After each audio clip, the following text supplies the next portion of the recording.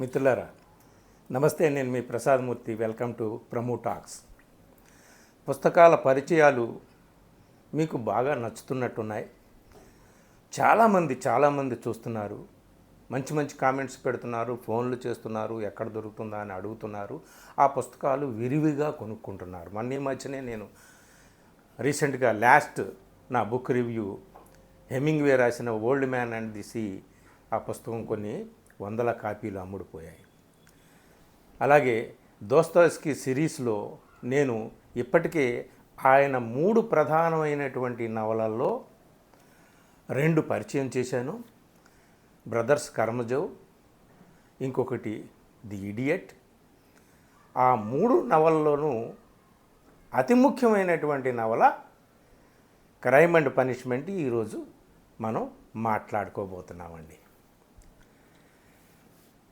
అతి ముఖ్యమైనటువంటి నవల అని ఎందుకన్నానంటే, ఇది ఇంగ్లీష్లో వచ్చినటువంటి, నా దగ్గర ఉన్నటువంటి అనువాదం. ఇది ఎప్పుడో కొన్నాను, 2-3 సార్లు చదివాను. తెలుగులో వచ్చినటువంటి అనువాదం నేను అమెజాన్లో తెప్పించాను. ఇది నేరము శిక్ష. దీన్ని అనువాదం ఎవరు చేశారు, ఎక్కడ దొరుకుతుంది? అన్ని బుక్ షాపుల్లోనూ దొరుకుతుంది. విశాలాంధ్ర వాళ్ళు దీన్ని ప్రచురించినట్టున్నారు. సో ఇది అమెజాన్లో అందుబాటులో ఉంది. అన్ని లీడింగ్ పుస్తకాల్లో, ముఖ్యంగా విశాలాంధ్రలో కూడా దొరుకుతుంది నేరము శిక్ష. ఈ నేరము శిక్ష గురించి అంటే 3 ముఖ్యమైనటువంటి నవలలు దోస్తోయెవ్స్కీ. సో అతి ముఖ్యమైనటువంటి ఈ 3 కూడా ఇంకా ముఖ్యమైనది క్రైమ్ అండ్ పనిష్మెంటు. సో దీని గురించి విస్తారంగా మీకు చెబుతానని ముందే వాగ్దానం చేశాను. మళ్ళీ ఈ పుస్తకాన్ని తెలుగులో ఉన్నటువంటి అనువాదాలు ఏమిటి అనేటటువంటివి, అందుబాటులో ఉన్నది ఏమిటి అని చూశాను. తెలుగులో ఉన్నది తెప్పించుకున్నాను. ఇంగ్లీష్లో నా దగ్గర 1-2 అనువాదాలు ఉన్నాయి. కేవలం ఇంగ్లీష్లోనే 2024 వచ్చేసరికి 15 అనువాదాలు ఉన్నాయి, కేవలం ఇంగ్లీష్లోనే. ప్రపంచంలో ఉన్న అన్ని భాషల్లోనూ కూడా ఈ పుస్తకం అనువాదం అయింది. అంతేకాదు, ప్రపంచంలో ఉన్న చాలా భాషల్లో, దాదాపు 90% భాషల్లో ఈ క్రైమ్ అండ్ పనిష్మెంట్ నవలని సినిమాగా కూడా నిర్మించారు, టీవీ సీరియల్స్గా కూడా నిర్మించారు. అంత విస్తృతంగా ప్రజాదరణ పొందినటువంటి, ప్రపంచవ్యాప్తంగా ప్రజాదరణ పొందినటువంటి, ఇప్పటికీ కూడా ఆల్ టైమ్ గ్రేట్ నావల్స్లో ఒకటిగా గుర్తింపబడేటటువంటి నవల దోస్తోయెవ్స్కీ క్రైమ్ అండ్ పనిష్మెంట్ అండి. ఈ నవల ఇప్పుడు మీరు తెప్పించుకొని చదువుతారా, లేదా నేను చెప్పిన మాటలతో సరిపెట్టుకుంటారా అని దాని గురించి నాకు అనుమానం లేదు. కొంతమంది మీరు కథను పూర్తిగా చక్కగా వివరించేయండి సార్, హాయిగా వింటున్నాము, మీరు చెప్పేవి అవే సరిపోతున్నాయని అంటున్నారు. కాబట్టి ఈ కథను చక్కగా మీకు నేను చెబుతాను, వినండి ప్రశాంతంగా, ప్లేలిస్ట్లో పెట్టుకోండి. కానీ నేను చెప్పిన తర్వాత మీరు ఈ పుస్తకాన్ని తెప్పించుకొని చదవకుండా ఉండలేరు. ఇంగ్లీష్ అయితే బ్రహ్మాండమైనటువంటి అనువాదాలు అందుబాటులో ఉన్నాయి. ఇంగ్లీష్ చదవగలిగితే, ఇప్పుడు యంగ్స్టర్స్ అందరూ ఇంగ్లీష్ పుస్తకాలు చదువుతున్నారు కాబట్టి తప్పనిసరిగా మంచి ఇంగ్లీష్ అనువాదాలు ఉన్నాయి, మీరు తెప్పించుకోండి. తెలుగు పుస్తకం అయితే మీకు విశాలాంధ్రలో అందుబాటులో ఉంది, తెప్పించుకోండి. ఈ పుస్తకంలోకి వెళ్ళేటప్పుడు ఒక మాట మీకు గుర్తు చేస్తాను. ఈయన 1821లో పుట్టాడు, 81లో చనిపోయాడు కదా. 1981లో ఈయన డెత్ సెంటినరీ సెలబ్రేషన్స్ జరిగాయి రష్యాలో. సో ఆ సందర్భంగా, ఆయన శతవర్ధంతి సందర్భంగా సెయింట్ పీటర్స్బర్గ్కి ఎక్కడెక్కడి నుంచో దేశాల వాళ్ళు వచ్చారంటండి. చూడండి, ఒక రచయిత శతవర్ధంతిని మనం ఇక్కడ తెలుగునాట జరుపుకున్నాము, అనేక ప్రపంచంలో ఉన్న అనేక భాషల వాళ్ళు జరుపుకున్నారు, అది వేరే విషయం. కానీ ప్రపంచంలో చాలా దేశాల నుంచి రష్యా వెళ్ళారంట. రష్యా వెళ్ళి ఎక్కడికి వెళ్ళారు? సెయింట్ పీటర్స్బర్గ్ వెళ్ళారు. ఎందుకు వెళ్ళారంటే ఆ సెయింట్ పీటర్స్బర్గ్ ఒకప్పుడు రష్యాకి రాజధాని కాబట్టి, క్యాపిటల్ కాబట్టి, అక్కడే ఉండేవాడు కాబట్టి దోస్తోవ్స్కీ ఆయన ఎక్కడ నివసించాడో ఆ ఇంటిని చూడడానికి వెళ్ళడం, ఆయన జ్ఞాపకాలు, ఆయన వస్తువులు ఏమైనా ఉంటే చూడడం అది వేరే విషయం. కానీ ఎక్కువగా అక్కడికి వచ్చిన వాళ్ళందరూ కూడా అక్కడ అందరినీ గైడ్స్ని అడిగి తెలుసుకొని చూసింది ఏమిటా అంటే, క్రైమ్ అండ్ పనిష్మెంట్లో హీరో రాస్కల్నికోవ్ గర్భ దరిద్రంలో ఉన్నటువంటి ఆ నిరుపేద వాడ ఎక్కడ ఉంది, ఆ అపార్ట్మెంటు కేవలం దరిద్రులు మాత్రమే ఉండేటటువంటి ఆ వీధి, ఆ అపార్ట్మెంటు ఎక్కడ ఉంది, సోనియా అనే ఆ విధి వంచితురాలు అతి పవిత్రమైనది, ప్రజల దృష్టిలో అతి పాపపు వృత్తిలో దింపివేయబడింది, ఆ దేవత లాంటి విధి వంచితురాలు ఉన్నటువంటి వాళ్ళ కుటుంబం ఉన్నటువంటి ఇల్లు ఎక్కడ ఉంది, అవి చూడడానికి ఎక్కడెక్కడి నుంచో Germany, Finland, England, Australia, New Zealand, France ఎన్నెన్నో దేశాల నుంచి దోస్తోవ్స్కీ అభిమానులందరూ వెళ్ళారంటండి. వాళ్ళందరూ చూడాలనుకుంటున్నది అది. ఎందుకంటే క్రైమ్ అండ్ పనిష్మెంట్ నవల 1866లో దోస్తోవ్స్కీ రాశాడు. దోస్తోవ్స్కీ గురించి తెలుసుకునే ప్రతిసారి ఆయన జీవిత కథని మనం మననం చేసుకోవాలి. అది ఇంతకు ముందే 2 సార్లు చెప్పాను కాబట్టి ఇక్కడ నేను రిపీట్ చేయను. సో ఆయన రాసిన ఈ నవల చూసిన ప్రదేశాలే సరిగ్గా మనం ఆ సినిమా చూస్తున్నట్టుగానే ఉంటుందన్నమాట నవల. ఆ రాస్కల్నికోవ్ ఎక్కడికి వెళ్ళాడు, ఆ ముసల్దాన్ని చంపడానికి ఇటు వెళ్ళాడు, ఏ బిల్డింగ్లోకి వెళ్ళాడు, ఏ మెట్లు ఎక్కాడు, ఇవన్నీ కూడా ఆయన చూసినటువంటి ఆ పేదల వాడలో ఆయన చూసినటువంటి అపార్ట్మెంట్స్, ఆ పేదల గదులు, ఇవన్నీ కూడా ఆయన చూసినట్టు వర్ణించాడు కాబట్టి అవన్నీ చూడాలని అందరూ అనుకున్నారు మిత్రులారా. ఇది క్రైమ్ అండ్ పనిష్మెంట్కి ఉన్నటువంటి, ఈనాటికి ఉన్నటువంటి విలువ ఏంటో చెప్పడానికి మీకు చెప్పాను అన్నమాట. ఇంకొక విషయం ఏమిటి చెప్పాలంటే మీకు గుర్తు చేయాల్సినటువంటిది, సాధారణంగా చాలామంది పెద్ద పెద్ద మహారచయితలు తమ కథానాయకుడి యొక్క లక్షణాలు ఇవి అని చెబుతారు. వాటి ద్వారా ఆ కథానాయకుడిని, ఆ హీరోని ఎస్టాబ్లిష్ చేసుకుంటూ వెళ్తారు. కానీ దోస్తోవ్స్కీ క్రైమ్ అండ్ పనిష్మెంట్లో ముఖ్యంగా ఇది సంవత్సరం పాటు అక్కడ రష్యాలో ఒక లిటరరీ జర్నల్లో సీరియల్గా వచ్చింది. తర్వాత 1866లో పబ్లిష్ చేశారు. దోస్తోవ్స్కీ ఈ క్రైమ్ అండ్ పనిష్మెంట్లో హీరో రాస్కల్నికోవ్ ఉన్నాడే, ఆ హీరో అసలు ఆ హీరో ఏమిటి, ఆయన మనస్తత్వం ఏమిటి, ఆయన వ్యక్తిత్వం ఏమిటి, అసలు తనకే తెలియకుండా ఆ హీరోని నిర్మించుకుంటూ from the beginning to ending హీరోని నిర్మించుకుంటూ వెళ్ళాడు. దోస్తోవ్స్కీకి కూడా హీరో వెంట దోస్తోవ్స్కీ వెళ్ళాడు. ఇది చాలామంది క్రిటిక్స్ చెప్తారనమాట. అంటే అతని మనస్తత్వం ఏమిటి, దాన్ని ఏ విధంగా మనం అర్థం చేసుకోవాలి, ఆవిష్కరించాలని దోస్తోవ్స్కీకి కూడా కన్ఫ్యూజన్ ఉందా అన్నట్టుగా నిర్మించుకుంటూ వెళ్ళాడు. అందుకని దీన్ని థ్రిల్లర్ ఫిక్షన్ అని, క్రైమ్ ఫిక్షన్ అని, సైకలాజికల్ ఫిక్షన్ అని, ఫిలసాఫికల్ ఫిక్షన్ అని రకరకాలుగా అంటారు. సో ఆయన హీరోని అన్వేషించుకుంటూ, హీరోని నిర్మించుకుంటూ చివరి వరకు ఇది నా హీరో అని చెప్పకుండా అలా అన్వేషించుకుంటూ ఎలా వెళ్ళాడో, అలాగే పాఠకుల్ని, రీడర్స్ని కూడా అసలు ఈ రాస్కల్నికోవ్ ఏమి ఆలోచిస్తున్నాడు, ఏమి చేస్తున్నాడు, ఏమి అవుతాడు, ఏమిటి అనేది అతన్ని మనం పూర్తిగా అర్థం చేసుకోవడం కోసం అతని వెంట వెళుతూ ఉంటాం. అది ఈ నవల గొప్పతనం అన్నమాట. అంత సస్పెన్స్తో ఆయన కూడా సస్పెన్స్లోనే ఉన్నాడు అని చాలామంది చెప్తారు రాస్కల్నికోవ్ పాత్రను నిర్మించడంలో. సో ఇందులో ఉన్నటువంటి కథలోకి మనం ముందుగా వెళదాము.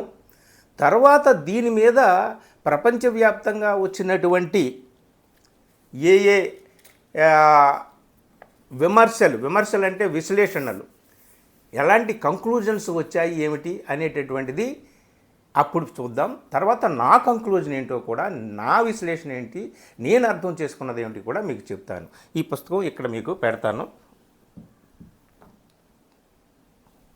మిత్రులారా,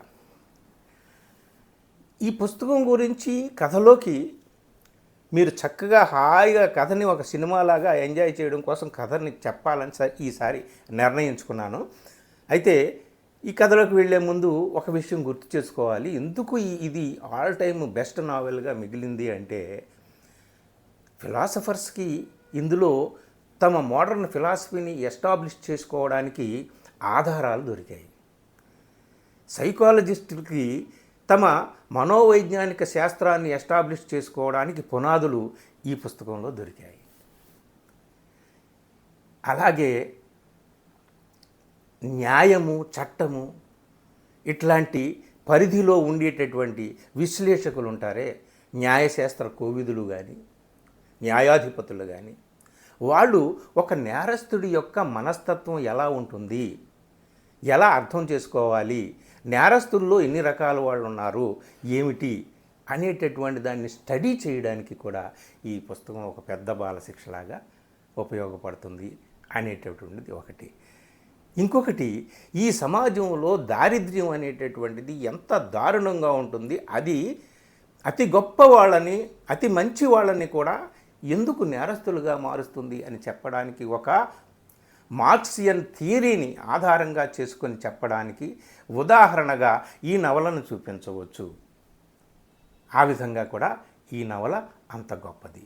అలాగే క్షమ, దయ, కరుణ, చివరికి నీ అంతరాత్మ, నీ అంతఃసాక్షి అక్కడికి రావాల్సిందే అని చెప్పడానికి ఈ బైబిల్ మతాధికారులు ఎవరైతే ఉన్నారో, మతాధిపతులు, వాళ్ళకి కూడా ఇదే పుస్తకం ఆధారంగా కనిపిస్తుంది.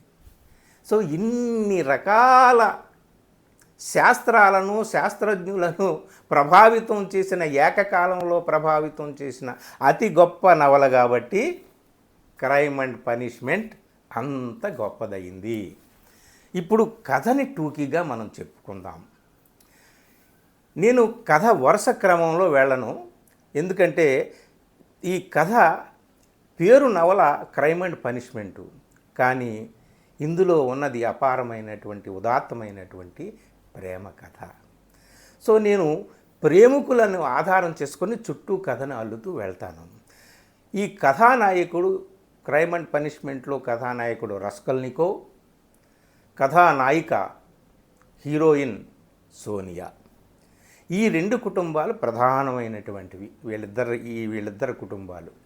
కాబట్టి వీళ్ళిద్దరి ప్రేమ కథను చుట్టూ ఏ విధంగా కథని అల్లుకుంటూ వెళ్ళాడు, అతను చేసిన క్రైమ్ ఏంటి, అనుభవించిన పనిష్మెంట్ ఏమిటి, అసలు ఇందులో ఏముంది ఏమిటి అనేటటువంటిది. సో కథని నేను నవల ఎక్కడ ప్రారంభమైందో ప్రారంభించట్లే. రస్కల్నికోవ్ మన కథానాయకుడు, మన హీరో,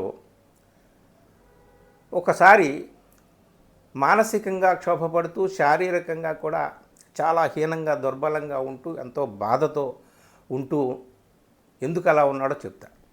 ఉన్న తరుణంలో ఒక రోడ్డు యాక్సిడెంట్లో ఒక వ్యక్తి చనిపోతాడు. ఆ వ్యక్తి తనకు పరిచయం ఉన్నటువంటి వాడు. అతని పేరు మార్మెలడోవ్. అతను పచ్చి తాగుబోతు, ప్రభుత్వ ఉద్యోగే కానీ పచ్చి తాగుబోతు. అంతకుముందు ఒకసారి ఒక బారులో అతన్ని కలిశాడు రస్కల్నికోవ్. అతను అప్పుడు కలిసినప్పుడు ఆ చాప్టర్ వర్ణించిన తీరు దోస్తాయిస్కు మనకు రెండు చేతులు చాలా వందనం చేయడానికి. అతను తాగుపోతే కానీ అతను చెప్పినటువంటి మాటలు, అతని కుటుంబం, అతని భార్య, రెండో భార్య క్యాథరీనా, ఆమెకు 3 పిల్లలు పుట్టారు. మొదటి భార్యకు ఒక అమ్మాయి, ఆమె సోనియా, 16-17 సంవత్సరాల వయసు. తను పచ్చి తాగుబోతుగా అయిపోయి ఉద్యోగం కూడా వదిలేసి, పిల్లల్ని, భార్యని, అందరినీ కూడా దరిద్రంలో నెట్టేసి, అంత పశ్చాత్తాపపడుతూ కూడా తన కుటుంబం గురించి అతను చెప్తాడనమాట ఒకప్పుడు. సో అందుకని అతని పట్ల జాలి కలుగుతుంది. అతన్ని ఇంటికి కూడా తీసుకువెళ్తాడు. అతను కదలలేని పశ్చాత్తాపంలో దగ్ధం అయిపోతూ ఉంటాడు అతను. భార్యని పిల్లల్ని నేను సుఖపెట్టలేకపోతున్నానని చెప్పి ఆ బలహీనుడు, ఆ తాగుబోతు, అతని మీద అసహ్యం కలగదు, అతని మీద జాలి కలుగుతుంది అతని మాటలు, అతని కథ వింటే. సో ఆ విధంగా ఇంటికి తీసుకెళ్తాడు. అతని భార్య చెడామెడా తిడుతుంది, జుట్టు పట్టుకు లాగుతుంది. ఇదంతా కూడా వాళ్ళు ఎంత దరిద్రంలో ఉన్నారు ఏమిటనేది ఒకసారి ఆ రాస్కల్నికోవ్ మనవాడు చూస్తాడు. ఆ తర్వాత ఈ రోడ్డు యాక్సిడెంట్లో ఆ మార్మలడోవ్, ఆ తాగుబోతు చనిపోతాడు. అప్పటికి పరిస్థితి, మనవాడి పరిస్థితి బాగోలేదు. ఎందుకు బాగోలేదు చెప్తా.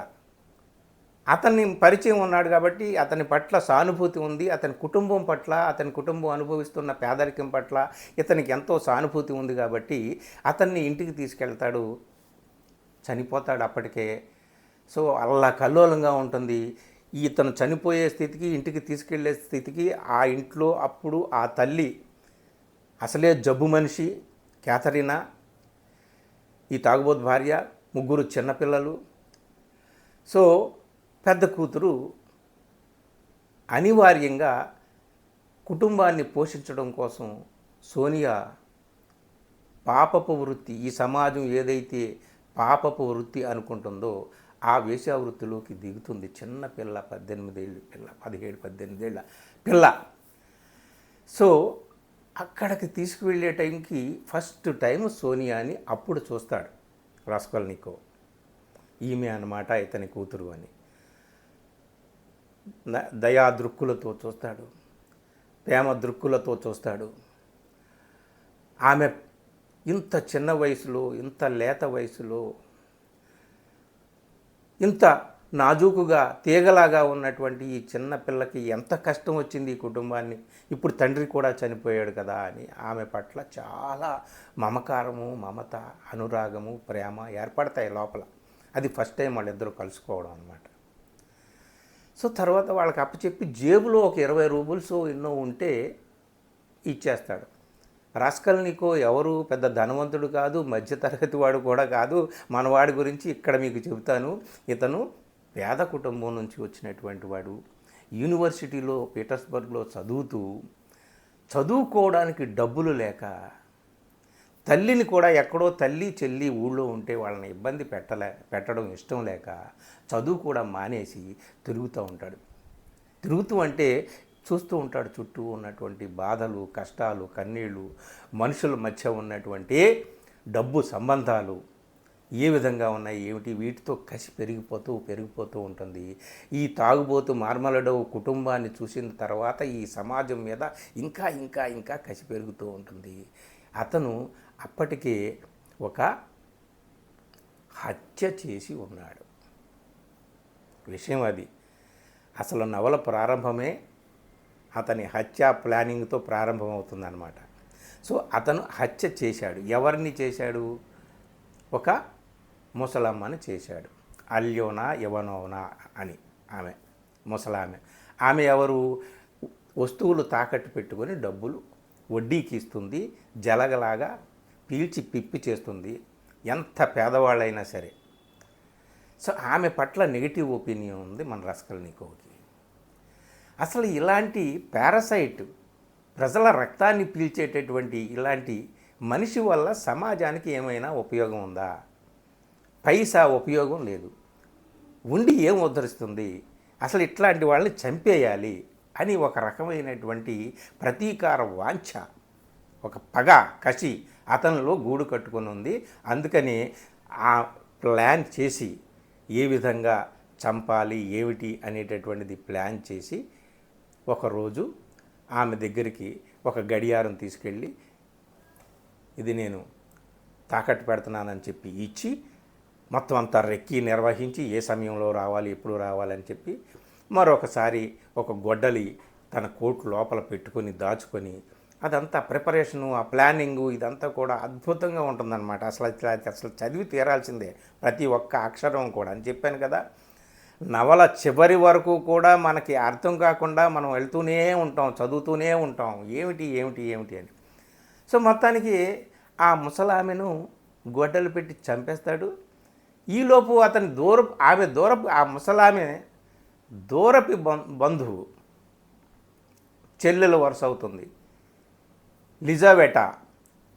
ఆమె అక్కడికి వస్తుంది అదే సమయానికి, ఆ సీన్, ఆ మర్డర్ సీన్ జరిగే సమయానికి. ఆమె చాలా మంచిది, అందరికీ సహాయం చేసేది. ఇతనికి కూడా తెలుసు, రాస్కల్నికోవ్కి కూడా ఆమె గురించి. అయినా సరే ఆమె చూసింది కాబట్టి ఆమెను కూడా అనివార్యంగా చంపుతాడు. ఇది అంతకుముందు జరిగింది. సో చంపాడు. కొన్ని నగలు ఏవో చేతికందినవి, ఆ ముసలామె పర్సు, ఇవన్నీ కూడా తీసుకొని వెళతాడు. తీసుకొని వెళ్ళి ఒక చోట కప్పెడతాడు. అప్పటికి ఆయన లోపలంతా కూడా విపరీతంగా తనలో తానే మదన పడుతూ ఉంటాడు, ఘర్షణ పడుతూ ఉంటాడు, బాధపడుతూ ఉంటాడు, నలిగిపోతూ ఉంటాడు, చితికిపోతూ ఉంటాడు, ధ్వంసమైపోతూ ఉంటాడు అన్నమాట. కానీ ఇట్లాంటి వాళ్ళని చంపేయాలనేది అతని థియరీ. అతను అంతకుముందే ఒక జర్నల్లో ఒక వ్యాసం కూడా రాశాడు. మనుషులు అనేవాళ్ళు రెండు రకాలుగా ఉంటారు. ఒకళ్ళు సామాన్యులు, ఇంకొకళ్ళు ఉన్నతులు, అసామాన్యులు.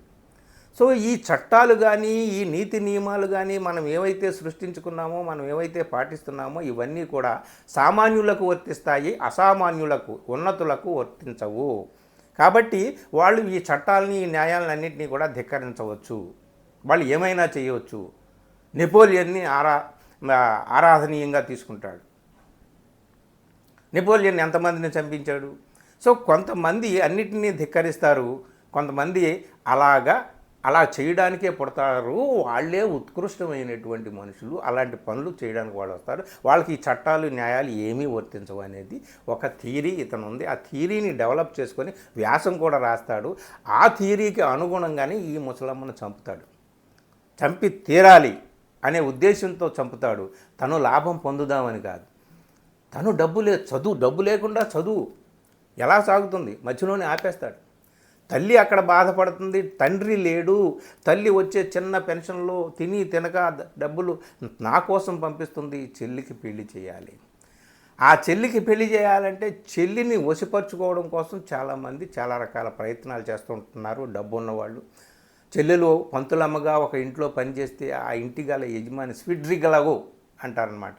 స్విడ్రిగలోవ్ వాడి పేరు.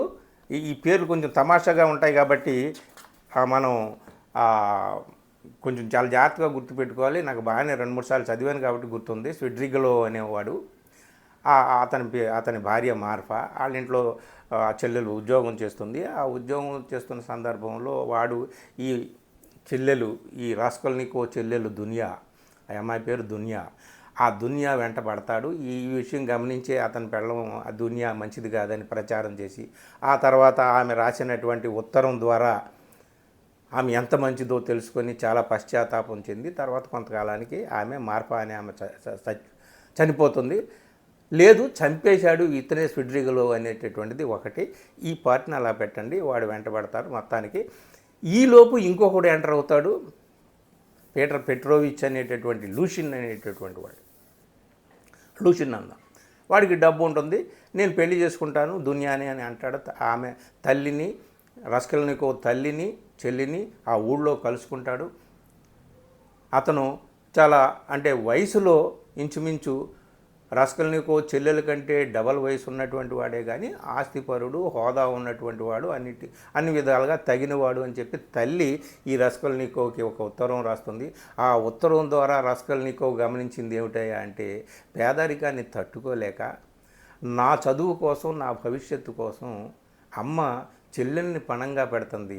చెల్లెలు అన్న చదువు కోసం తనను తాను, తన జీవితాన్ని త్యాగం చేసుకుంటుంది అని ఆ ఉత్తరం ద్వారా అర్థం చేసుకుంటాడు. అలాగే చెల్లెలకి ప్రపోజ్ చేసినటువంటి వాడు, చెల్లెలతో ఎంగేజ్మెంట్ చేసుకున్నటువంటి వాడు, ఆ లూషిన్ అనేటటువంటి వాడు కరెక్ట్ కాదు మనిషి. తల్లి రాసిన ఉత్తరం ద్వారానే గమనిస్తాడనమాట. సో ఇది రాస్కల్నికోవ్ ఫ్యామిలీ. ఇది రాస్కల్నికోవ్ చెల్లెలు వెంట పడినటువంటి ఇద్దరు వ్యక్తులు. ఈలోపు ఇతను మర్డరు, ఈలోపు ఆ తాగుబోతు మార్మలడోవ్ ఫ్యామిలీ, ఆ ఫ్యామిలీ పడినటువంటి బాధలు ఇవన్నీ అన్నమాట. సో ఇదంతా అయిన తర్వాత తను చేసినది కరెక్టే, కానీ తన మనసు మాత్రం ఎందుకో తనకు ఎదురు తిరుగుతోంది, బాధపడుతున్నాడు.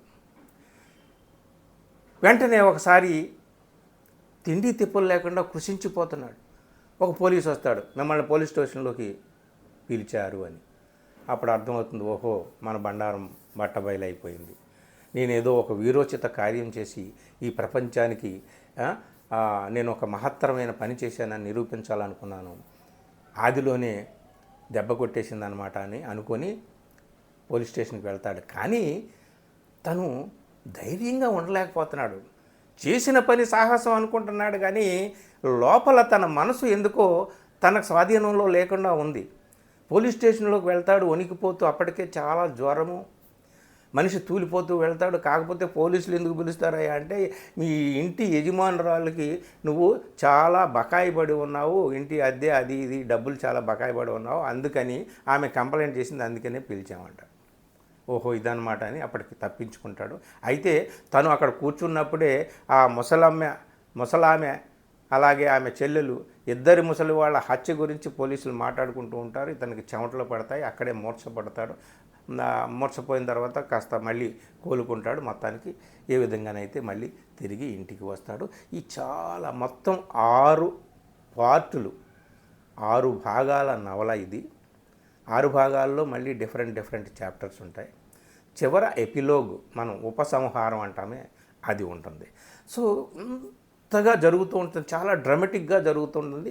ఇతనికి మంచి స్నేహితుడు రజుమిహిన్ అనేటటువంటి వాడు ఉంటాడు, మంచి స్నేహితుడు. అతను అన్ని విధాలా కాపాడుతూ ఉంటాడు, ఆదుకుంటూ ఉంటాడు, సహాయం చేస్తూ ఉంటాడు, స్నేహితుడిని ఏదో విధంగా కాపాడాలని చెప్పి. అలాగే స్నేహితుడి తల్లిని, స్నేహితుడి చెల్లికి అండగా ఉండాలని చెప్పి అతను ఉంటాడు. ఈ రాస్కోల్నికోవ్కి కూడా రజుమిహిన్ అంటే చాలా ఇష్టము. తన తల్లికి తన చెల్లికి ఇతను అండగా ఉంటే మంచిది, తన చెల్లిని ఇతనే పెళ్లి చేసుకుంటే మంచిదని రాస్కోల్నికోవ్ కూడా అనుకుంటాడు. ఈలోపు చెల్లికి ఎవడైతే ఎంగేజ్మెంట్ చేసుకుంటాడో, చెల్లిని పెళ్లి చేసుకోవాలని అనుకుంటాడో, ఆ లూసిన్ అనేవాడు ఒకసారి రాస్కోల్నికోవ్ దగ్గరికి వస్తాడు. అక్కడ వచ్చినప్పుడు వాడిని చెడామడా తిట్టి, వాడిని అసహించుకొని, నువ్వు మా చెల్లెలకి ఏ సమితి కూడా పని చేయవు నువ్వు అని చెప్పేసి వాడిని పంపించేస్తాడనమాట. అక్కడ వాడు విసిగెత్తిపోయి మళ్ళీ ఈ రాస్కోల్నికోవ్ తల్లికి ఆ లూసిన్ అనేవాడు ఒక ఉత్తరం రాస్తాడు, ఇగో నీ కొడుకు నన్ను ఎంత అవమానించాడు అని చెప్పి ఉత్తరం రాయడమే కాదు, ఆ ఉత్తరంలో ఒక మాట రాస్తాడు, నీ కొడుకు ఏం పెద్ద ప్రబుద్ధుడు అనుకుంటున్నావా, గొప్పవాడు అనుకుంటున్నావా, నువ్వు ఎంతో కష్టపడి డబ్బులు పంపిస్తే వాడు ఏం చేశాడు తెలుసా, ఆ డబ్బులు తీసుకెళ్ళి ఒక వేసికి చేతిలో పెట్టాడు, ఒక తాగుబోతు చచ్చిపోతే ఆ కుటుంబానికి వెళ్ళి అంటే అలా పెట్టడం వీడు చూశాడనమాట. అంటే అందరూ అదే వీధిలో ఉంటారు. సో వీడు పాపం రాస్కోల్నికోవ్ ఎవరి చేతుల్లో ఆ 20 రూపుల్సో 25 రూపుల్సో ఎవరి చేతుల్లో పెట్టాడు, చనిపోయిన మర్మలడోవ్ భార్య కేథరీనా చేతిలో పెట్టాడు. ఆయన అంత్యక్రియలు చేయండి అని చెప్పేసి, అంతేగాని సోనియా చేతిలో పెట్టలే. సో అట్లాగా వేశ్య చేతిలో పెట్టాడంటే వీడు వేశ్యాలుడు, చెడిపోయాడు, ధ్వంసమైపోయాడని తల్లి ముందు చెల్లి ముందు తనను నిరూపించడానికి వీడు ప్రయత్నం చేశాడు. ఆ తర్వాత వాడిని చెడామడా తిట్టి తల్లి ముందు తన అమాయకత్వాన్ని, తన సాధుతత్వాన్ని అంతా నిరూపించుకొని తల్లికి వాడు కరెక్ట్ కాదు తన చెల్లికి అని చెప్పేసి వాడిని మొత్తానికైతే వదిలించేసుకుంటారు. అది ఆ విషయం అంతటితో అయిపోయింది. వాడు పోతాడు ఇక అక్కడితో. రజుమిహిన్కి చెప్తాడు, నువ్వు నా చెల్లిని నా తల్లిని కాపాడుకో, నువ్వే రక్షకుడివి అని. కానీ విషయం చెప్పడు, నేను ఇది చేశాను అని చెప్పేసి చెప్పడు. కానీ ఎందుకో నలిగిపోతున్నాడు. ఈలోపు పోలీసులు ఒక మ్యాజిస్ట్రేటు పోర్ఫిరియస్ అనేటటువంటి మ్యాజిస్ట్రేట్తో సంవాదము, అతనికి ఇతని మీద అనుమానము, రాస్కోల్నికోవ్ మీద ఆ అధికారికి, ఆ పోలీస్ అధికారికి, ఆ మ్యాజిస్ట్రేట్కి అనుమానము, రకరకాలుగా ఇతని నుంచి మాటలు నిజాలు రప్పించడానికి అతను ట్రై చేస్తూ ఉంటాడు, ఇతను తప్పించుకోవడానికి ఇతను ట్రై చేస్తూ ఉంటాడు. కానీ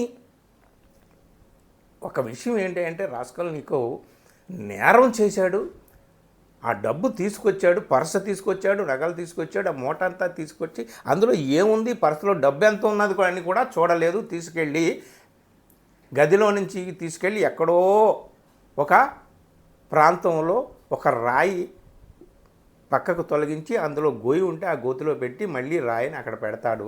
అదేమంత మారుమూల ప్రాంతం కాదు, ఎవరు తెలుసుకోలేని ప్రాంతం కాదు, పోలీసులు తెలుసుకుంటేనే మంచిది, వాళ్ళకి నేను దొరికిపోతేనే మంచిది అనుకునేటటువంటి ఆలోచన కూడా ఒక పక్కన ఉంది.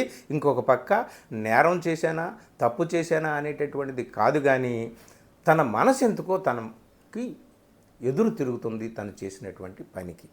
ఈ పశ్చాత్తాపమా, లేకపోతే తన మనసు తన పట్ల అధీనంలో లేనటువంటి బాధ, ఆ బాధాతప్త హృదయంతో అతను నలిగిపోతున్నాడా? శరీరం కృషించిపోతుంది, చెల్లెలు బాధపడుతుంది, తల్లి ఏడుపు ఏడుపు ఏడుపు.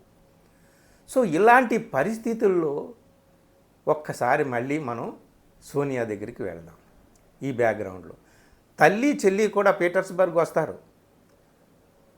కొడుకుని చూసి తట్టుకోలేదు, చెల్లికి అర్థం కాదు అన్న పరిస్థితి ఏంటి ఇట్లా ఉందని.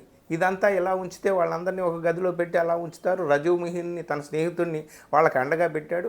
ఇక ఏం పర్వాలేదు, వాళ్ళిద్దరికీ భరోసా వీడుంటాడు, చెల్లెల్ని పెళ్లి చేసుకోమని కూడా చెప్తాడు. కాబట్టి ఇక నా చెల్లెలకి తల్లికి ఏం పర్వాలేదన్న ధీమాతో ఉంటాడు. నేను ఏమైపోయినా పర్వాలేదని చెప్పేసి లొంగిపోదామా లేదా తప్పించుకుందామా? తప్పించుకోవడానికి మార్గాలు ఉన్నాయి. లొంగిపోవాలన్న కోరిక లోపల నుంచి కూడా ఉంది. నేను ఒక మహత్కార్యాన్ని చేయాలనుకున్నాను, చేశాను, లొంగిపోతాను అంతే. ఆయనేం పశ్చాత్తాపడలేదా ముసలిదాన్ని చంపడం. కానీ ఈ విషయాలన్నీ సోనియాకి చెప్తాడు. నెక్స్ట్ మీటింగ్ అన్నమాట.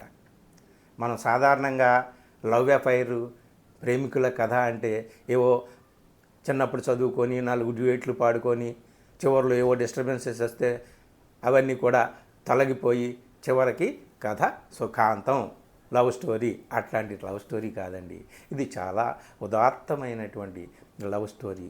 ఇద్దరు పవిత్రులైనటువంటి వ్యక్తుల హృదయాల మధ్య జరిగినటువంటి లవ్ స్టోరీ. ఈ ప్రేమ అనేటటువంటిది వీళ్ళిద్దరి మధ్య కూడా ప్రేమ ఏ విధంగా ఉంది, అసలు ప్రేమ ఉందా లేదా, సోనియాని ఇతను ప్రేమిస్తున్నాడా లేదా, దగ్గరకు తీసుకుంటాడా లేదా, ఆ విషయం కూడా మనకు తెలియకుండానే కథ చదువుతూ ఉంటాం. సోనియా దగ్గరికి వెళ్ళి ఒకసారి కాళ్ళ మీద పడతాడండి. ఇది నవల చదువుతున్నప్పుడు నేను ఒక 3-4 సన్నివేశాల్లో నాకు తెలియకుండానే నా హృదయం అంతా కన్నీరుతో తడిసిపోయింది. సోనియా ఆ కళ్ళ మీద అంటే సారీ, నేను భావుకతకు లోనయ్యే ప్రమాదం కూడా ఉంది, ఏమీ అనుకోవద్దు. ఆ సోనియా కాళ్ళ మీద అతను పడి ఆమె కాళ్ళను ముద్దాడి, నువ్వు పాపివేంటి, ఈ ప్రపంచం అంతా నిన్ను పాపి అనడం ఏంటి, నువ్వే ఈ ప్రపంచంలో అతి పవిత్రమైనటువంటి వ్యక్తివి, నేను పాపిని అని లూసిన్ అన్నాడు కదా. ఆ వేశ్యావృత్తి చేసుకునేది ఆ పాపి, అతని ఆమె చేతిలో డబ్బులు పెట్టాడు, ఆమెకు బానిస వీడు అని చెప్పేసి అన్నాడు కదా. కాదు అని చెప్పి ఆమె పాదాలను ముద్దాడతాడు. ఆ ఒక్క సీను దగ్గర నాకు కన్నీళ్ళు ఆగలేదు. అలాగే ఆ సోనియా తల్లి మారుటి తల్లి అయినప్పటికీ సొంత తల్లి కంటే ఎక్కువగా ప్రేమిస్తుంది. కానీ కుటుంబ భారాన్నంతా కూడా ఇంత చిన్న వయసులో మీద వేసుకొని ఆ పాపపు వృత్తిలోకి దిగాల్సినటువంటి వచ్చిందే అని చెప్పి ఆ కూతుర్ని పట్టుకొని ఏడుస్తూ ఉంటుంది. ఆ చిన్నపిల్లలు వాళ్ళతో ఆ వేగలేక ఏం చేయాలి, వాళ్ళని ఎలాగ బ్రతికించుకోవాలి అని ఆ కుటుంబంలో వర్ణించినటువంటి దరిద్రం, ఆ దారిద్ర్యం, ఆ పేదరికంలో మనుషులు పడే పాట్లు, వాళ్ళ బాధలు, వాళ్ళ కన్నీళ్ళు, ఆ ఒక్క కుటుంబం ద్వారా 19వ శతాబ్దంలో రష్యాలో పేదరికం ఎంత దుర్భరంగా ఉందో చెబుతుంది మనకి. ఆ ఒక్క కుటుంబం ద్వారా మొత్తం ప్రపంచం అంతా కూడా నిరుపేదలైనటువంటి వాళ్ళు ఎంత దారుణమైనటువంటి విషాదకరమైనటువంటి స్థితిలో వాళ్ళు బతుకుతారు అనేది మనకు అర్థమవుతుంది. ఈ పరిస్థితులన్నీ కూడా నేరం చేయడానికి వెనకాల రస్కల్నికోవ్కి ఒక గొప్ప ప్రేరణగా ఉన్నాయన్నమాట. ఇవి ఎక్కడా చెప్పకుండా మనకి దోస్తోవ్స్కీ తీసుకెళ్తూ ఉంటాడు. అక్కడ ఒక్కసారి ఆమె పాదాల మీద పడి ఆమెతో చాలా విషయాలు మాట్లాడతాడు. తర్వాత మరోసారి రస్కల్నికోవ్ ఆమెకు చెప్పేస్తాడు, నేను ఇలాగ హత్య చేశాను అని చెప్పి. తను చాలా బాధపడుతుంది, ఏడుస్తుంది. నువ్వు దేవుణ్ణి నమ్మవు, నువ్వు బైబిల్ని చదవవు, అందుకనే దేవుడు నీలో సైతాన్ని పెట్టాడు, నీ వెనక సైతాన్ని పెట్టాడు, నిన్నే సైతాన్గా మార్చాడని ఆమె అంటూ విలవిలా ఏడుస్తూ అతన్ని ఏ విధంగా కాపాడుకోవాలో తెలియక ఒక సిలువ అతనికి ఇవ్వడము, ఇవన్నీ కూడా చేస్తుంది. ఇట్లాగా వాళ్ళ ప్రేమ, అతను పోలీసులకు లొంగిపోవడము, శిక్ష అనుభవించడము, ఇదంతా కాదు, అది అది శిక్ష అని అతను అనుకోవటం లేదు. మరణశిక్ష వేసినా అది శిక్ష అని అనుకోవటం లేదు. తను అతి పవిత్రమైన వ్యక్తి ఎవరైతే అనుకున్నాడో ఈ ప్రపంచంలో సోనియా, ఆ చిన్న అమ్మాయి, ఆ అమ్మాయి ముందు తను దోషిగా నిలబడి తను చేసిన నేరం చెప్తే చాలు, ఆ శిక్ష చాలు నాకు, ఆమె దయాపూరిత నేత్రాలతో నన్ను క్షమిస్తే చాలు అని అనుకుని ఆమెకు చెప్పాడు. ఆమె ఏమంటుందంటే, నువ్వు తప్పు ఒప్పుకో, దేవుడు నిన్ను క్షమిస్తాడు, పోలీసులు కూడా కరుణిస్తారు, శిక్ష తగ్గుతుంది, నువ్వు ఖచ్చితంగా కన్ఫెషన్ నేరాన్ని అంగీకరించు, పోలీసుల దగ్గరికి వెళ్ళి చెప్పు అని అంటుంది. ఈలోపు ఏం జరుగుతుందంటే ఒక చిన్న ఇన్సిడెంట్ చెప్పాలి. మొట్టమొదట రాస్కల్నికోవ్ చెల్లెలు దూన్యా ఎవరైతే ఇంటి దగ్గర అయితే పనిచేసి ఆ ఇంట్లో గొడవ అయిందో, స్విడ్రిగలోవ్ అనేవాడు, వాడు కూడా వచ్చి దునియాని వెతుక్కుంటూ వచ్చి పీటర్స్బర్గ్ వచ్చి ఆమెను ఏదో ఒక రకంగా వశం చేసుకోవాలని చెప్పేసి ప్రయత్నం చేసి ఆమెకు మీ అన్న హత్య చేశాడు అనేటటువంటి విషయాన్ని కూడా చెప్తాడు. అలా చెప్పడం ద్వారా ఆమెను లొంగ తీసుకోవచ్చు అని చెప్పేసి. ఎందుకంటే ఈ సోనియా రాస్కల్నికోవ్ మాట్లాడుకున్నటువంటి మాటల్ని దొంగచాటుగా వేరే గది నుంచి వింటాడనమాట వాడు, స్విడ్రిగలోవ్ అనేవాడు. వాడు ఈ రాస్కల్నికోవ్ చెల్లెలకి ఈ విషయాలన్నీ చెప్తాడు. చెప్పిన తర్వాత ఆమెను లొంగ తీసుకుంటే, నువ్వు నాకు లొంగిపోతే, నాకు పెళ్లి చేసుకుంటే నేను ఈ విషయాలు ఏం చెప్పను, మీ అన్నకి డబ్బు ఇచ్చి వేరే దేశానికి పంపించేస్తాను, అంతా మాఫ్ అని చెప్తాడు. కానీ దునియా చాలా ఎంత అందగత్తో, అంత మానసికంగా కాంతివంతమైంది, అంత మానసికంగా దృఢమైంది, అంత నిజాయితీ పరురాలు. ఆమె లొంగలేదు అతనికి. నా తమ్ముడు తప్పు చేసినా చేయకపోయినా నీకైతే లొంగనని రివాల్వర్ తీసుకొని కాల్ చేయడానికి కూడా సిద్ధమవుతుంది. సరే, అక్కడి నుంచి తప్పించుకుంటుంది. మొత్తానికి వాడు ఆత్మహత్య చేసుకుని వాడిపోతాడు. ఇదండి. సరే, మొత్తానికి పోలీసు దగ్గరికి వెళ్ళి లొంగిపోతాడు రాస్కల్నికోవ్. 6 పార్టులు నడుపుతాడండి ఈ కథని. 6 పార్టుల్లో అరక్షణం కూడా మనకి ఎక్కడా బోరు కొట్టదు. మొత్తం ఉత్సుకత, ఉత్కంఠ, ఉద్వేగం అలా పెరుగుతూ పెరుగుతూ పెరుగుతూ ఉంటుంది. ఒక్కొక్క క్యారెక్టర్ని ఏ విధంగా డెవలప్ చేసుకుంటూ వెళ్ళాడు. అసలు ఈ రాస్కల్నికోవ్ని ఏం చేయదలుచుకున్నాడు దోస్తోయెవ్స్కీ? అసలు దోస్తోయెవ్స్కీకే తెలియదు చివరిదాకా రాస్కల్నికోవ్ ఏమవుతాడో అని చాలామంది అంటారు. నిజంగా అట్లా నడిచిందనమాట. పోలీసులకి దగ్గరికి వెళ్తాడు, కన్ఫెషన్ ఇస్తాడు. వాళ్ళు తీసుకెళ్ళి ఇతను అసలు ఎందుకు చేశాడు, ఇతని మంచితనం గురించి చాలామంది సాక్ష్యాలు చెప్తాడు, స్నేహితుడితో సహా. చేతిలో ఒక చిల్లిగా ఉంటే ఎదుటి వాళ్ళకి ఇచ్చేయడమే, తినటానికి లేకపోయినా సరే ఎదుటి వాళ్ళకి సాయం చేయడమే. ఇతను సహాయం చేసే బుద్ధి, మంచితనము, 2 పిల్లలు అగ్ని ప్రమాదంలో చిక్కుకుంటే తన ప్రాణాలకు తెగించి కాపాడిన ఉదంతాలు, ఇట్లాంటివి చాలా చాలా ఉదాహరణలు అందరూ కోర్టులో సాక్ష్యాలు చెప్తారు. అతను చేసినటువంటి సాక్ష్యం ఎవరు పట్టుకోకపోయినా సరే అతను చేసినటువంటి నేరాన్ని అంగీకరించి ఇవన్నీ చూసి కోర్టు వాళ్ళు అతనికి తక్కువ శిక్ష వేస్తారు. 8 సంవత్సరాలే శిక్ష వేసి సైబీరియాలో శిక్ష అనుభవించేలాగా, కొన్ని కఠినమైన పనులు చేస్తూ శిక్ష అనుభవించేలాగా వాళ్ళు అక్కడ శిక్ష వేస్తారు. సైబీరియాలో వెళ్ళిపోతాడు. అక్కడ అంటే కన్ఫెషన్ దాకా నవల ఉంటుంది.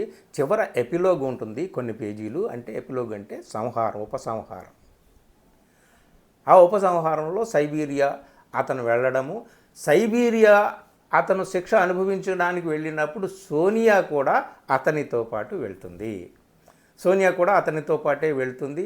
బయట ఉండి ఆ పనులు ఈ పనులు చేసుకుంటూ ఎప్పుడెప్పుడు వీలైతే అప్పుడప్పుడు అతన్ని కలుస్తూ ఉంటుంది. కానీ అతను అంత ప్రేమగా వ్యవహరించడు. ఒక్కొక్కసారి ఈసడించుకుంటూ ఉంటాడు, ఒక్కొక్కసారి కోపగించుకుంటూ ఉంటాడు. అయినా సరే ఆమె అతన్ని కలుస్తూ ఉంటుంది. అతనికి ఒకసారి భయంకరమైనటువంటి జ్వరం వస్తుంది, ఆసుపత్రిలో ఉంటాడు. అయినా సరే అతను ఆమె పట్ల ప్రేమను వ్యక్తం చేయడు. సరే, చివరికి అతను బాగుపడి వస్తాడు. బాగుపడి బయటకు వచ్చిన తర్వాత అప్పటికే ఒక సంవత్సరంన్నర శిక్ష అవుతుంది. అతను పనిచేసే దగ్గరికి ఎలా చేస్తారు. అప్పుడు ఆ ఉపసంహారంలోనే ఆ ఖైదీల మధ్య ఉండేటటువంటి వ్యత్యాసాలు, మనస్తత్వాలు ఇవి కూడా, ఎందుకంటే దోస్తోయెవ్స్కీ అనుభవించాడు కాబట్టి అవి కూడా ఉంటాయి. సో మొత్తానికి ఒక చోట పని చేసుకుంటూ ఉండగా లాస్ట్ ఎండింగ్ సీన్ సోనియా వచ్చి అతని పక్కన కూర్చుంటుంది. అతనికి అపారమైన ప్రేమ కలుగుతుంది. అతను రెండోసారి సోనియా పాదాల మీద పడతాడు. పాదాలను ముద్దు పెట్టుకుంటాడు. తన మనసులో ఉన్న ప్రేమంతా వ్యక్తం చేస్తాడు. ఈ పాపాలన్నీ పోతాయి, నేను పరిశుద్ధుడిని అయిపోతాను, తప్పనిసరిగా నువ్వు నేను ఒక నవజీవనం ప్రారంభిద్దాం, ఒక కొత్త జీవితాన్ని ప్రారంభిస్తాం అని చెప్పేసి ఇద్దరు కూడా కౌగిలించుకొని ఒకరికొకరు వాగ్దానం చేసుకుంటారు. అంతటితో కథ ముగుస్తుంది, నవల ఎండ్ అవుతుందండి. ఇది కథ. అయితే బైబిల్ ఇస్తుంది ఎవరికి? రాస్కొల్నికోవ్కి సోనియా. అతను ఎప్పుడు తన దిండు కింద ఆ బైబిల్ పెట్టుకుంటాడు కానీ ఎప్పుడు చదవలే. లాస్ట్లో ఒకసారి తీసి ఆయన అంటాడు కదా, సోనియా ఇక నా జీవిత భాగస్వామిని కాబట్టి ఆమె విశ్వాసాలు కూడా నాకు వర్తిస్తాయి, ఆమె ఆలోచనలు ఆమె ఆశయాలు కూడా నాలో భాగమవుతాయి కదా అంటాడు. ఇది సో ఇదండి కథ. ఇక్కడ మనం ఈ నవల ద్వారా మెసేజ్ ఏమిటి అని అంటే, చాలామంది పాపము, నేరము, శిక్ష, మనిషిని చంపేటటువంటి హక్కు ఎవరికీ లేదు. అలా చంపినవాడు నిజంగా మనిషి అయితే వాడికి ఒక అంతరాత్మ ఉంటే తప్పనిసరిగా శిక్ష జైల్లో కాదు, తన లోపల తానే అనుభవిస్తాడు.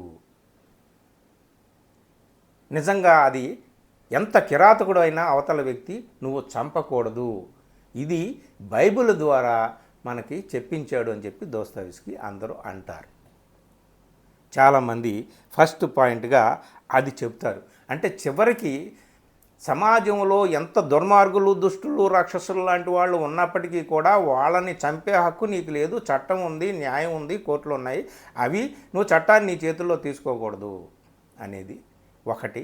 రెండో పాయింట్, నువ్వు చట్టం నుంచి తప్పించుకున్నా నీ అంతరాత్మ నుంచి నువ్వు తప్పించుకోలేవు, నీ అంతరాత్మ అనేటటువంటి కోర్టులో ఉన్న బోనులో నువ్వు నిలబడక తప్పదు అనేటటువంటిది. చివరికి నువ్వు నీ నీ నీ నీ నీ అంతరాత్మ చెప్పినటువంటి, అంతరాత్మ వేసినటువంటి శిక్ష ఏమిటాయి అంటే నీలో నువ్వు నలిగిపోవడం, నీలో నువ్వు చితికిపోవడం, నీలో నువ్వు ధ్వంసం అయిపోవడం, నీలో నువ్వే నీకు నువ్వే సతమతం అయిపోవడం, సంఘర్షణకు గురి కావడం, ఇదంతా కూడా శిక్షే.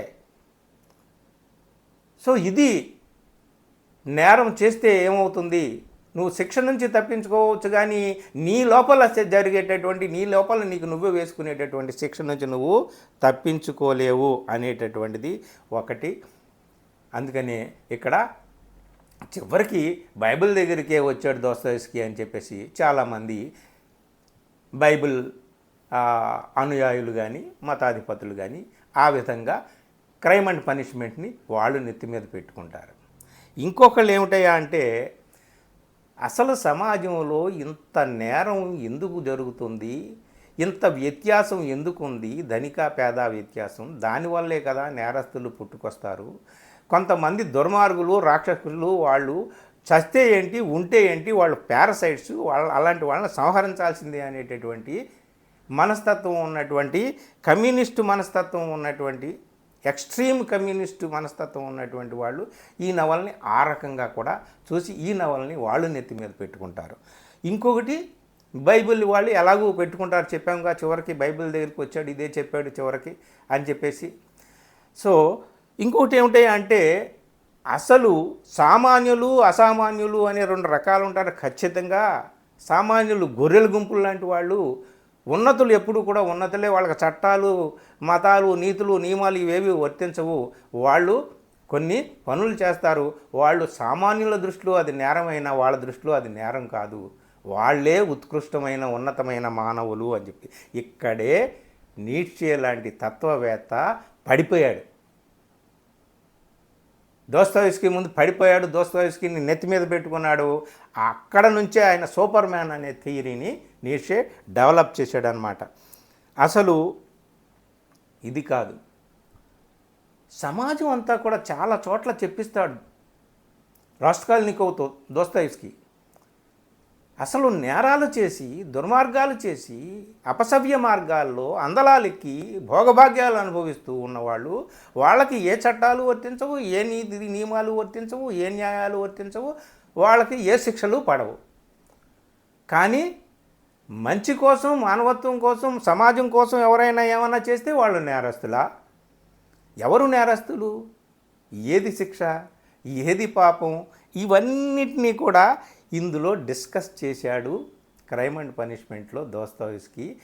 కాబట్టి సమాజాన్ని నిశితంగా చూసి, నిశితంగా పరిశీలన చేసి, దాన్ని సక్రమంగా అర్థం చేసుకోవడానికి మనకి ఉపయోగపడేటటువంటి నవల ఇది అనేటటువంటిది కూడా ఒకటి మనం అర్థం చేసుకోవాలి. ఇంకొకటి ఏమిటంటే, పరిశుద్ధమైన పవిత్రమైనటువంటి ప్రేమ ఏదైతే ఉందో ఆ ప్రేమకు ప్రతీకలుగా రాస్కల్నికోవ్, సోనియా వీళ్ళిద్దరినీ నిలబెట్టారు.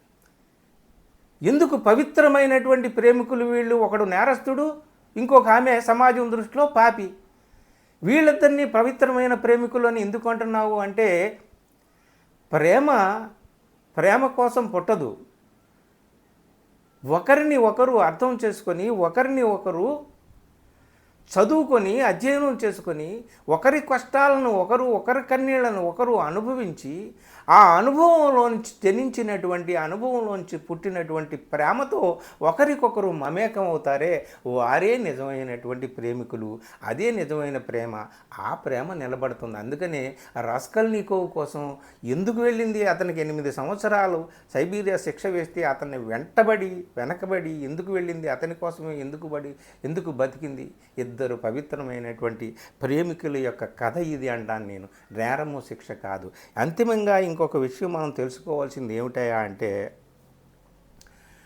ధనిక పేద తారతమ్యాలు. ఇప్పుడు దాకా అందరూ చెప్పింది ఒకటి, నా పాయింట్ నేను మీకు చెప్తున్నాను.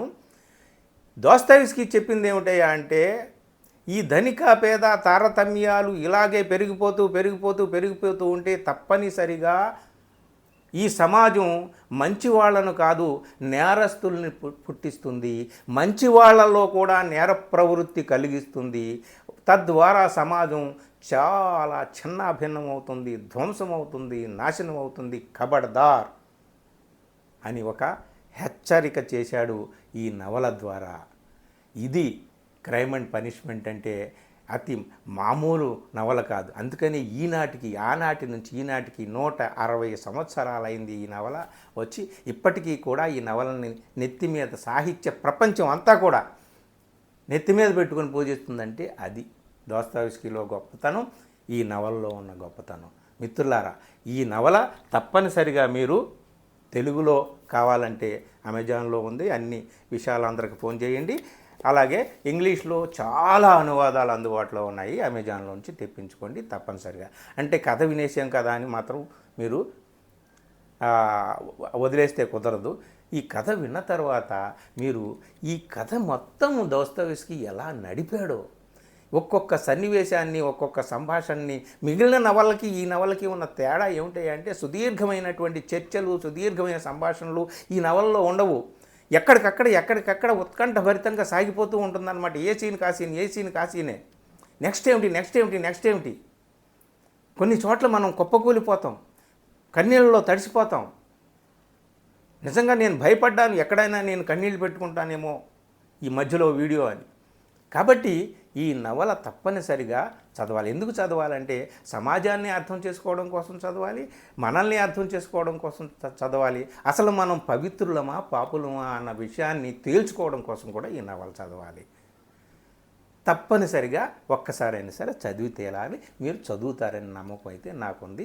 ఈ వీడియో నచ్చితే మిత్రులకు షేర్ చేయండి. Thank you very much. Reels చూసే అలవాటుతో పైపైన వెళ్ళవచ్చు. మొదటి నుంచి చివరి దాకా తప్పనిసరిగా వినండి. మిత్రులకు షేర్ చేయండి. అలాగే నా ఛానల్ని సబ్స్క్రైబ్ చేయండి. Thank you very much.